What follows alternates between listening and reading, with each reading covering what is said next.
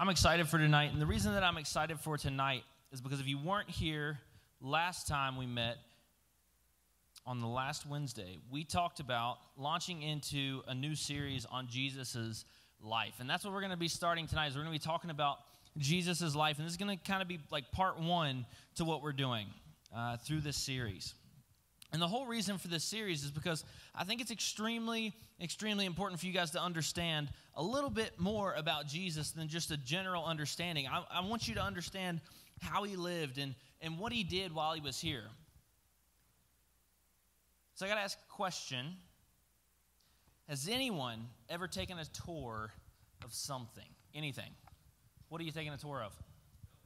A billboard? Oh, the Biltmore. I thought you said a billboard. I was like, oh, that was a short tour. All right, anyone else?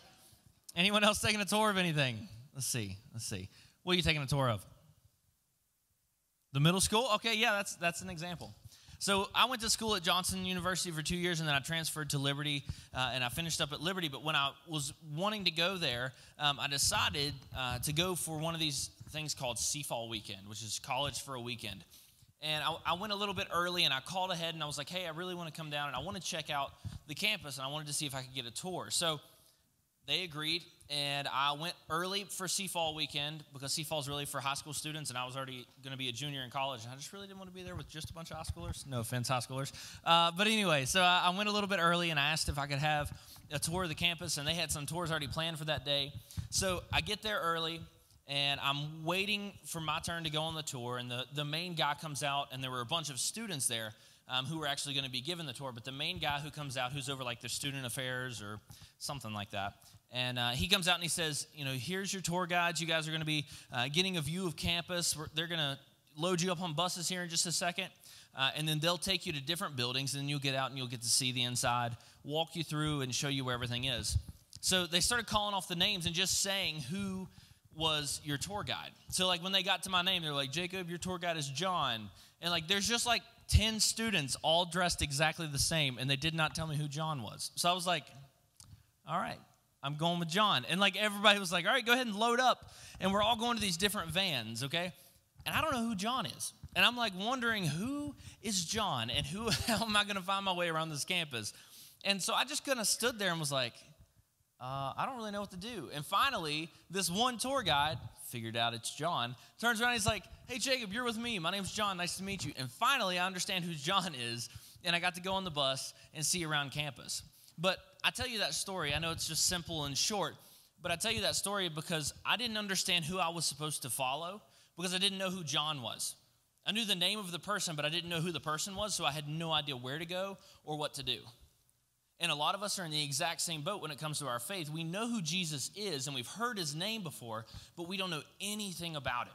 We don't know how he lived. We don't know what he did. And because of that, we have no idea how to actually follow him. How many of you feel, you don't have to answer, just think in your head, how many of you feel that way, that you don't know who this person, Jesus, really is?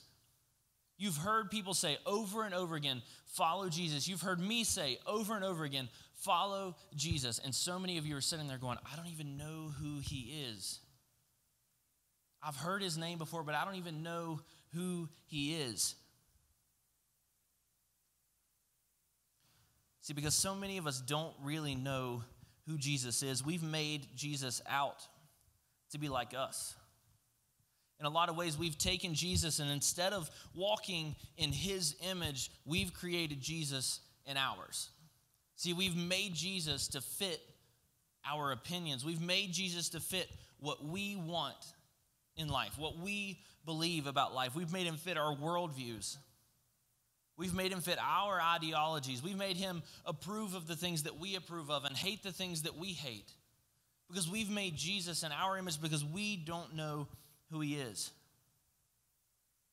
See, the Jesus we follow has been pieced together from things we've heard about him. Some of you grew up coming to church, and whether it be here or some other church, and you were in Sunday school when you were young, and in Sunday school you remember pieces of Jesus' life, and because of those pieces you've tried to put together who he was just from the stories that you remember. You heard your parents say things about Jesus, but some of us know nothing about him at all. Some of us form our ideology of who Jesus is from our opinions.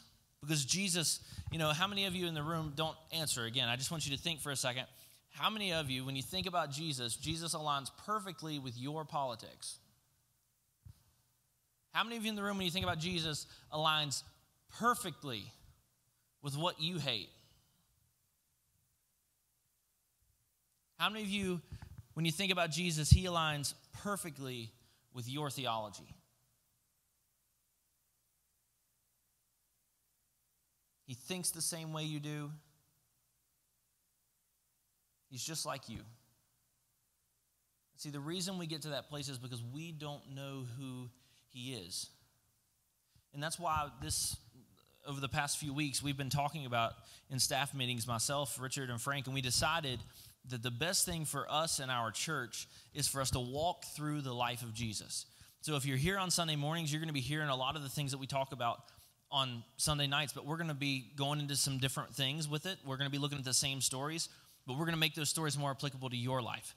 Because when you come on Sunday mornings, most of the time we're speaking directly to adults. And yeah, of course, I hope you get things out of that. But we're going to be speaking directly to your lives in here tonight when we're looking, on Sunday nights when we're looking at the life of Jesus. Because I want you to understand who this guy is. I want you to understand who this guy is and who you're supposed to be following. Because if you don't know who you're following, how could you ever really be like him? How could you ever live the life that he wants you to live? So today we're going to look at the only story that we have about Jesus from the time he was born until the time his ministry started when he was 30 years old. I don't know if you know this, but there is no information in the Bible about Jesus except for this one story we're going to read tonight from the time of his birth. We know he was born in a manger, to Mary and Joseph. And then the story about Jesus stops there, picks up where we're going to start tonight when he's 12 years old. And after that story, there is nothing else about him until he turns 30 years old.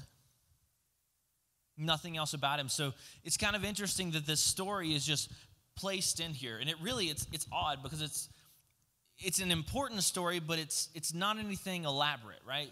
Like, as most of us, when we think about Jesus when he was young, like we probably think about Jesus like, being like the coolest guy ever, or being like, the most intelligent, or he was, above and beyond everyone else. We think about Jesus in a way of like, Jesus was already able to do miracles. Jesus was already the God that we know of, the man who walked and did miracles and saved people. He was that when he was younger too. But what we're going to see tonight is a little bit of Jesus' humanity. We're going to see that Jesus was actually 100% human and 100% God.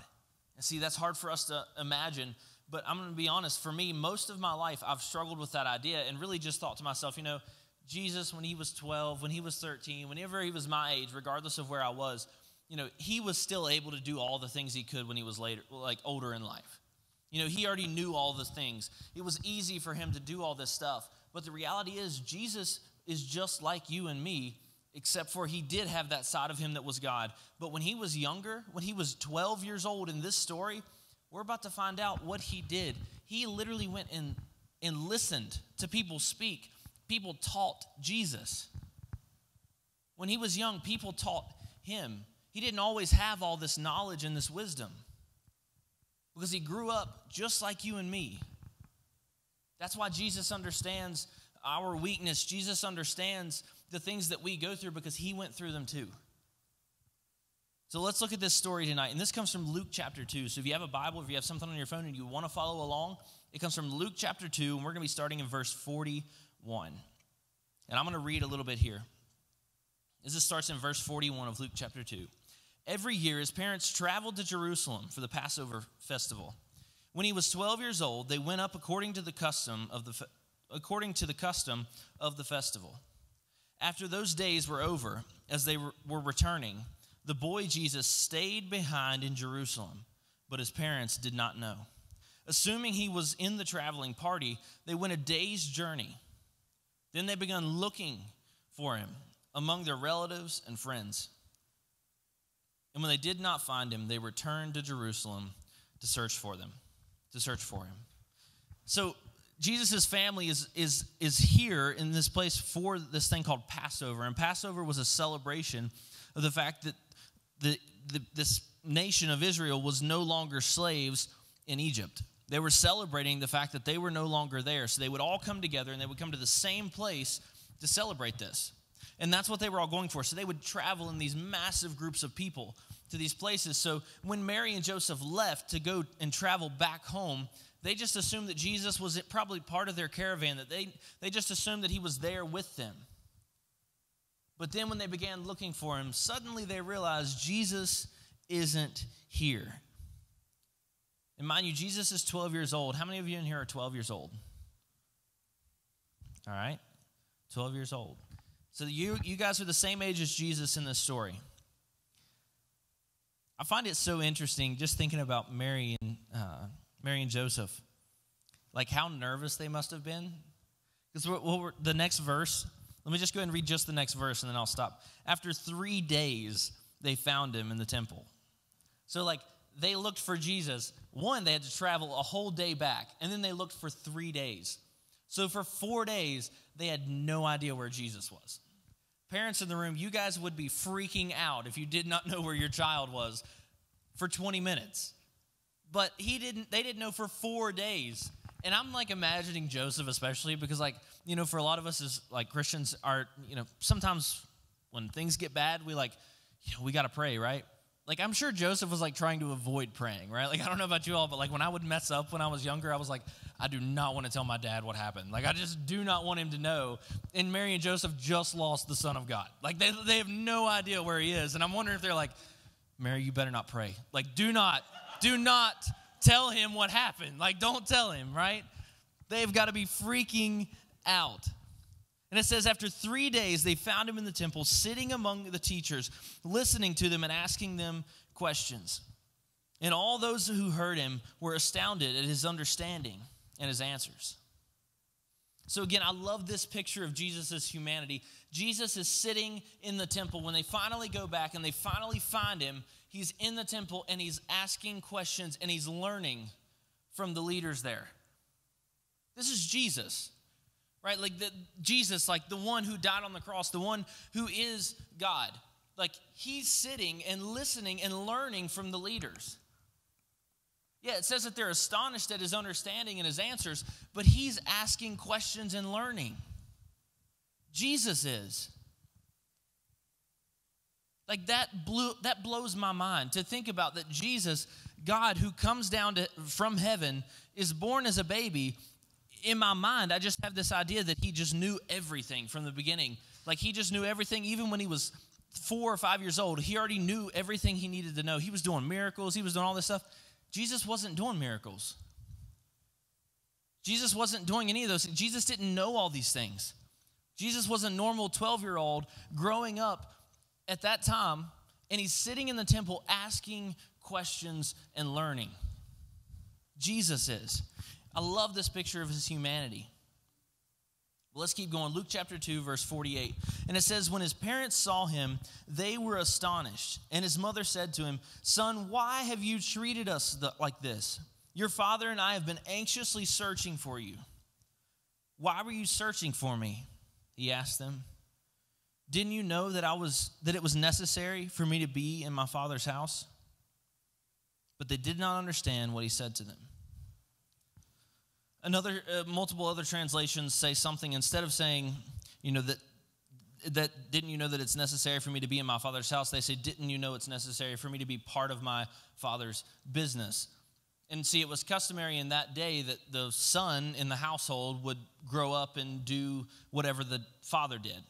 Like in their region and in their culture. There we go. That's what I was looking for. In their culture, that's what happened. The son would grow up and they would take on the father's business. So when he was 12 years old, up until that time, he was learning from his mother different things about life and about scripture. And then when he turned 12 years old, that's when he would be taught by his father scripture, and he would be taught whatever his dad did. And for Jesus specifically, it was carpentry, because that's what David did, or that's what Joseph did, That's what Joseph did. He was a carpenter. So he would have been teaching Jesus the same thing. But he says, right here, he says, don't you know that it's necessary for me to be part of my Father's business. And isn't that interesting that he wasn't working on wood, he wasn't building something, he was in the temple learning about God, learning about Scripture, memorizing Scripture, asking questions, growing in understanding. See, this is one of those moments where it says Mary and Joseph didn't understand what he said, but what Jesus was saying is, I am becoming part of my Father's business. So the question that we have to ask is, what is his Father's business? Who is Jesus? You know, this miraculous thing happened when Jesus was born. The angel appears to Mary and it appears to Joseph, and they have to move around a little bit. And all these crazy things are happening. But Jesus is 12 years old now, and we don't know of any other thing that's happened between that time and now that he's 12. We don't know if there were crazy things happening, if God was still, sending angels to speak to them. It may have been dead silent. For the past 12 years, it may have been completely silent. And here, what Jesus is saying is that I've got to be part of my Father's business, not carpentry, but in the temple, learning Scripture, memorizing Scripture, learning these ideas and this understanding of this covenant that God has with his people. And so we've got to ask the question, what is his Father's business? And who is Jesus? And that question, I believe, is answered in Colossians. This is Colossians chapter 1, verse 15 to 22. And I'm just going to read this, and I want you to listen in, okay? So if you're zoned out on me, I want you to look up here for me. And I want you to listen in. I think it's going to be on the screen too. But it's Colossians chapter 1, verse 15 through 22. It says, he is the image of the invisible God, the firstborn over all creation. For everything was created by him in heaven and on earth, the visible and the invisible. Whether thrones or dominions or rulers or authorities, all things have been created through him and for him. He is before all things, and by him all things hold together. He is also the head of the body, the church. He is the beginning, the firstborn from the dead, so that he might come to have first place in everything. For God was pleased to have all his fullness dwell in him, and through him to reconcile everything to himself, whether things on earth or things in heaven, by making peace through his blood shed on the cross. Once you were alienated and hostile in your minds, expressed in your evil actions. But now he has reconciled you by his physical body through his death to present you holy, faultless, and blameless before him. That is a perfect picture of what Jesus came to do. That is a perfect picture about what has happened. And I want you to think for a second. The way that closes, it says that through his physical body and death to present you holy, faultless, and blameless before him. So many of you in this room who have heard about those types of things, but tied on the end of that almost every time is, and here's a list of things you need to do. Here's a whole list of things that you don't need to do, and you just need to remember all these things. You need to do this, and you need to do that, and then these things can happen. Right? Like that's what many of us have been told, and that's what my understanding was for a long time about Scripture and about Jesus and about forgiveness and all these things. I thought, to have these things, there's so many things tied to it. There's so many things that I've got to do and so many things that I can't do to be able to be part of this. But you know what is interesting? You and me are not listed or even mentioned a single time in anything that was just said. But do you know who was? Jesus. Because for you and I, the only time we're mentioned for you and I to be holy, faultless, and blameless is not something that we can achieve. That is not something that we can do. Every single person in this room, Scripture refers to us, and this is just a reality, myself included, that we're wicked people. That we're really bad people. We are wicked. And you're sitting there going, what? That's not really me. Like, I'm not that bad of a person. Like you see things on the news about all these shootings and you see all these things happening overseas and you're going, my gosh, like I'm not that bad. I'm a pretty good person. Right? But your morality, who you are and how good you are is not based on a comparison to how bad other people are. It's based on the holiness and perfection of God. Meaning that you are so far, you and me are so far from his perfection. We are so far from his holiness. We are wicked people. Every person in this room is a liar. Every person in this room thinks things and thinks about things that we should not be thinking about. We are wicked people. Every single one of us. And because of that, we aren't good enough to just receive this or ever be good enough to achieve this on our own. And because of that, because God loved us so much that Jesus came and he did it for us. Jesus comes and he is the one who makes us faultless. He's the one who makes us blameless. He's the one who makes us holy. Because of Jesus, you are made holy. Because of Jesus, you are made faultless. And because of Jesus, you are made blameless. Not because of you, but because of him. At the end of that, the very next verse, this is what it says. This is verse 23. This is the end of it. This is the only thing that is asked of us. Okay, to have all those things, this is the thing that's asked of us. It says, if you continue in your faith, established and firm, and do not move from the hope held out in the gospel. That's the if for us. Continue in faith and have hope. That's what's asked of us. Continue in faith and have hope. To be faultless, blameless, and holy. He doesn't say, don't do all of these things and do all of these things. He says, continue in your faith and have hope.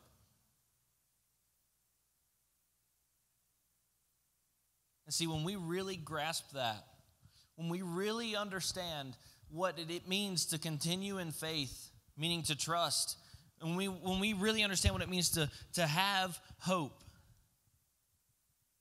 See, all those other things that you've heard all your life, those things are just natural. It's not something that we have to do. It's something that just happens. When we really have faith and we really just have hope that's held out in the gospel, those things happen. So no, there is not a list of things not to do and the things to do. No, the thing that you have to do is have faith and have hope. And in that, Jesus makes you faultless, blameless, and holy. And tonight what I want to do is here in a minute, we're going to break out into our groups. But I want you to let that sink in just for a moment and to just stop, just pause, just let your mind rest for a moment on that idea. Because there are so many of you in this room who've heard over and over and over again that you have to be good enough, you have to have this in order, you have to do this, and not do this, and this. And because of that, you're really questioning whether you even want to be part of this thing. You don't even want to know any more about Jesus or about Christianity because all you've been told your entire life is make sure you do all these things right or God won't love you. But that's not true. God has grace and he has forgiveness, and those things are not because of you. Those things are because of Jesus. We have to have faith and have hope, and those things are offered through him. So why do we worship? We worship because of what he's done for us. Why do we even have faith and hope? Because of what he's done for us. Because 2,000 years ago, Jesus came. He came as a baby, and he grew up just like you and I, but he remained faithful to God. He remained perfect and did not sin, and then went to a cross and took on a death that he did not deserve in your place and in my place. And that's what we celebrate. That's why we have faith. And so over the next few weeks, we're going to continue looking at this life of Jesus, and we're going to see the way that he lived. We're going to see the way that he set examples for us and the way that he loved. So right now, I'm going to ask the worship team to come on back up. And we're going to sing another song. And what I want you to do is in a second after I pray, I'm going to ask you guys to stand up. And we're going to sing. And I want you to worship not because it's something that you have to do, but I want you to recognize that worship is something that you get to do. Like that we have the opportunity to worship a God who absolutely loves us. You've heard me say this before, to worship a God who is madly in love with you. Not because of what you've done or what you will do, but because of what Jesus has already done.